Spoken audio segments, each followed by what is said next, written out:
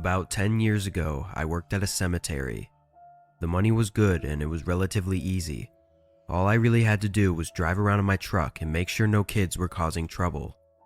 Every night was exactly the same, and by then I'd already gotten used to the creepy nature of the job. After a normal night of work, I got off around 6 a.m. and headed home. I didn't usually go to bed until around 11 or so, and while I was getting ready at 10:30, I got a call from my boss. He asked me if I had seen anything last night, and I said no because I hadn't. He then told me that a grave had been defaced. I swore I didn't see anything though, especially not some group of kids, which are typically the culprit.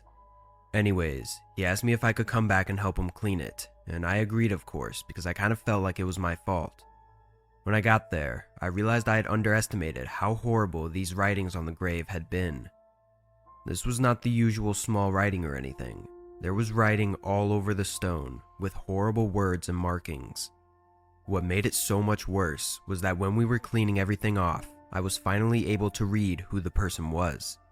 I will obviously not say the name for privacy reasons, but it was a child, only 8 years old when he passed away just a few months prior. I was filled with anger and sadness, unlike any I felt before. I mean, who does that to a kid? I stayed with my boss for a bit, as we checked some surveillance footage. This cemetery was huge though, and the only camera we had was on one building where the funerals were held, and it wasn't very big. And again, this was quite a long time ago, and cameras weren't what they are today. We didn't see anyone at all. My boss notified the town's office, as the cemetery is owned and run by the city, and for the next few weeks they had some new guys come out to go on watch with me from dusk to dawn. Those weeks went by without anything happening. Didn't see anyone or find any defaced graves. One of the guys rode around with me while the other one stayed near the entrance. I actually became good friends with my watch partner. We wondered and talked about what the defacer looked like, and after some time it seemed like we'd never get to know.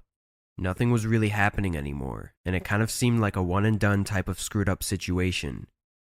Eventually, the other watch guards left due to the inactivity, and it was back to just me. Another week went by of nothing, before something happened again.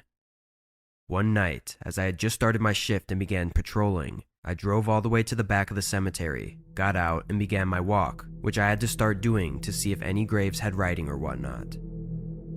As I was getting to about where the kid's grave was, I realized that something was off. I was a couple 100 feet away from the kid's grave, and it was pitch black, but something looked out of place. I stared in that direction for a whole 30 seconds, getting a little creeped out even. Then I started walking closer, shining my dim flashlight all around the area. Once I was just 100 feet away, I shined my flashlight again at the kid's grave. The light barely reached that far, and in the dim, foggy darkness, I could see a black figure laying on the ground completely still next to the grave. Obviously, I was horrified. I didn't know if it was a dead body that had been dug up or a living person trying to hide. I stepped closer slowly, and once I was maybe 40 or 50 feet away, I almost got a heart attack as the figure jumped up and sprinted into the dark field of graves, completely disappearing in the darkness in just a few seconds. I stood in place, shocked, horrified, and confused. Once I got a hold of myself, I ran back to the truck and radioed for the police. Then I went back over to the kid's grave. I warn you, what I saw was really disturbing. In front of the gravestone was a hole. It wasn't a big hole, nothing done from a shovel, but more like someone's hands. It didn't even go very deep, maybe just a foot. Either way though, someone had tried to dig up this child's grave with their bare hands, and it made me sick. I'm not sure what the person was trying to achieve, and unfortunately we never figured out who did it, but rest assured it never happened again. The town hired 2 new people permanently, and one of us always kept watch over that grave specifically, while the other 2 scouted the area. The city also had more people on watch throughout the day as well. To this day, that's been by far the worst thing I've seen while doing graveyard work. No ghosts, no creatures, just horrible human beings.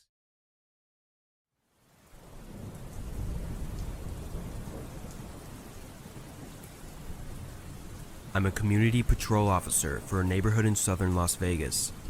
If you aren't familiar with this occupation, it's nothing like a police officer or anything.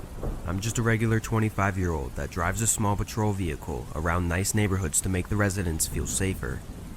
It's a pretty common thing around here, since there's a lot of rich neighborhoods right next to a violent city.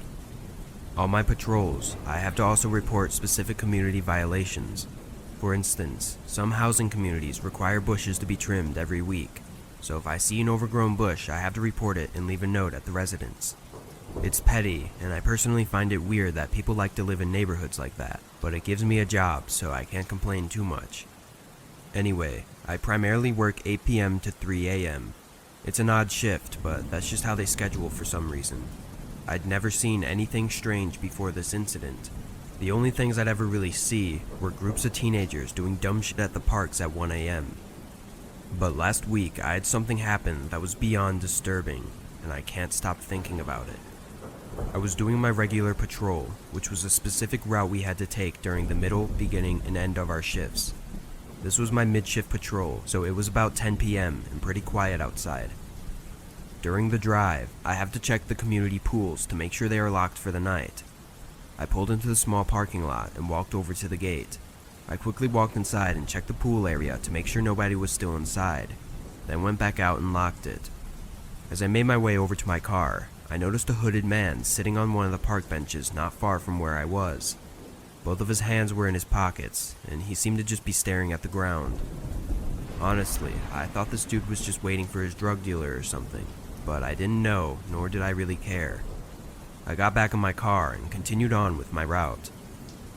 The community is large, and the routes take probably an hour to complete with no traffic. By the time I finished, it was just about midnight. For the next little bit, all I had to do was drive around the neighborhoods. I mindlessly moved the car through the streets for a while, before finding myself back by the pool, to which I noticed that the man was no longer sitting on the bench. I slowed the car a bit, looking around the sidewalks in the park purely out of curiosity, but I didn't see him anywhere. Not thinking much of it, I kept on. As I drove past the dark, empty park, I couldn't help but get an uneasy sense going through me. I don't know what it was, but something felt off. I continued for a few more minutes before pulling up to a stop sign and noticed a man on the side as if he was going to walk across. After a few seconds, I recognized him as the same hooded man from earlier. He slowly made his way across, but stopped halfway and turned to face me. Being only a few feet away, he quickly walked up to my window, trying to ask me something. I cracked the window slightly, and the man quickly asked me where a specific address was. Of course, I said I didn't know. Sure, I could have looked it up or given him a general direction, but the circumstances of the situation felt very off. Even more oddly, he didn't even have any emotion or response when I said I didn't know. He just stood in silence for a second, then repeated his question, exactly as he said it before. This was when I really started to get nervous and feel unsafe. I told him I needed to leave, quickly rolling up my window and beginning to move forward. The man didn't do anything as I drove off. Looking in my rearview mirror, he was just standing there in the middle of the road watching me drive away. I parked down by a nearby street by one of the houses, then collected my thoughts. It was a really weird encounter, but was it reason enough to call the police? I didn't know. As bad as it sounds, calling the police while at work is a big deal, and I didn't want to unless it was actually necessary. The big question that kept coming up in my mind, though, was why was he looking for that address? I decided to type it into my GPS, and it was just a few minutes away, inside the neighborhood I was patrolling. So, I got back on the road and made my way over to the address. When I arrived, it seemed like every other ordinary house at 1 a.m. All the lights were off and nobody was outside. I parked on the other side of the street and waited for a bit, but not even 30 seconds later, the hooded man came into sight, walking down the sidewalk towards the house. I watched from my car as he walked up their driveway and up to their front door. He knocked a few times, then waited for a while before knocking again. Almost a whole minute went by before someone answered the door. Immediately, the hooded man slammed his body into the homeowner and fought his way inside the home. I was in shock, seeing something like this for the first time happening right in front of me. I controlled myself as soon as I could though and called the police.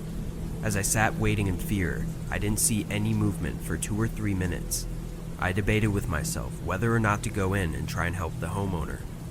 Honestly though, I was terrified and didn't want to make an already horrible situation even worse, so I stayed in my car. Suddenly, the front door moved a little, then swung open abruptly, followed by the hooded man sprinting out and running off down the street. The police didn't arrive until almost 10 minutes later. I don't know what took so long. I'm sure it wasn't anyone's fault, but part of me was furious. By then, the man was long gone, and the homeowner was laying inside, having been beaten so hard that he was unconscious. Over the next few days, more unfortunate information came in. The homeowner didn't recognize the man from anywhere, and barely even remembered the situation, but the guy also didn't steal anything from his house. This was very unusual, because the man had clearly known of the homeowner's address, and his only known goal was to hurt the homeowner. Thus, it didn't make much sense for the suspect to not be someone he knew. The whole thing was very strange, and it still makes me feel uneasy. It's only been a week since this happened though, so hopefully more information comes up, and the hooded man gets caught.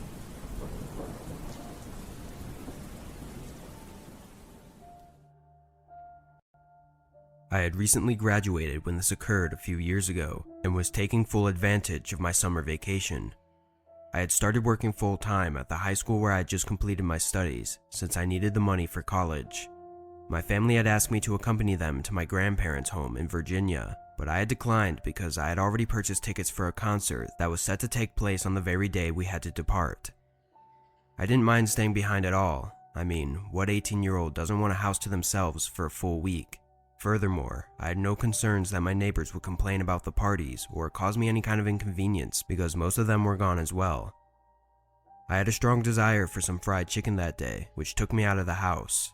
On my way back, there was an accident on the main road, causing a whole line of traffic, so I decided to take a shortcut and was relying solely on Google Maps to get me home. I noticed a light turn on as I passed a mechanic shop along the route. It was another car, but this car had only one functional headlight, which was really weird. I distinctly recall finding it really odd that this automobile had abruptly turned on its light as I was passing, and I was even more alarmed when it departed behind me. But I was aware that I have a tendency to be paranoid and that I frequently wonder if someone is watching me and whether they have malicious intentions.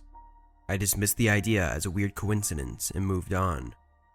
I started to stress out as I got closer to my neighborhood and realized that the car was still following me. My fear was increased by the fact that I was low on gas at the moment. I had two choices at this point. Either I turn around and drive home while the strange car pursues, or I just drive about and see if it follows or not.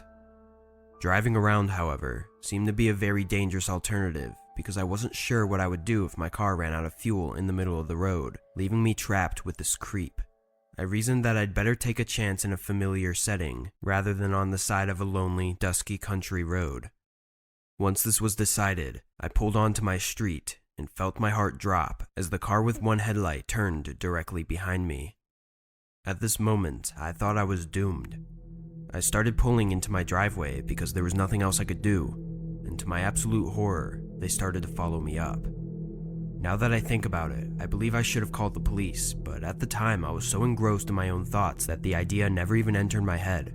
I might have contacted my dad, who would have gotten his rifle if he was home, but he and the rest of the family were 12 hours away at the time. I stopped and placed my car in reverse when the car started to follow me up the driveway. They reversed in response, but they also came to a stop at the bottom, thus blocking my way out.